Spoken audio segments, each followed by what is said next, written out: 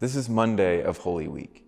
On this day, Jesus entered the temple area and found people buying and selling elements that would assist them in their sacrifices. The temple was bustling with out-of-towners who had traveled to Jerusalem for the Passover.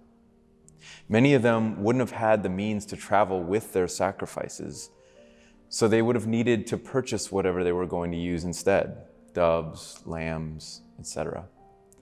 Currency was not universal throughout Jewish territories, so many of the visitors would have needed to exchange their coins with so-called money exchangers. In a sense, they were offering a service, but there seems to have been a serious corruption happening in the selling and exchanging. Here's the scene from Matthew 21, starting in verse 12. Jesus entered the temple courts and drove out all who were buying and selling there.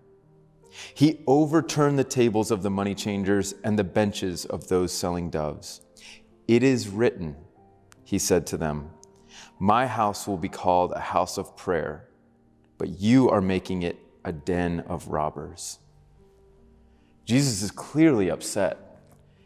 Did you hear him say, "It is written"? He's quoting Jeremiah in the Old Testament.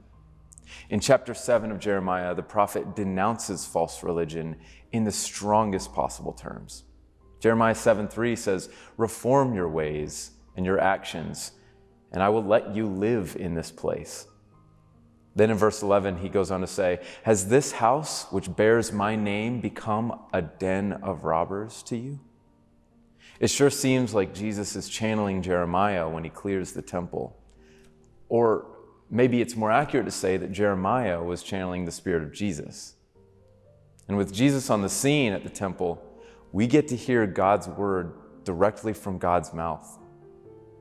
As we meditate on this passage today, let's spend some time considering how our lives might need to be overturned.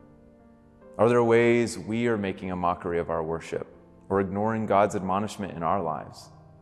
Given that our very lives now represent the temple, let's take a moment to root out that corruption within ourselves.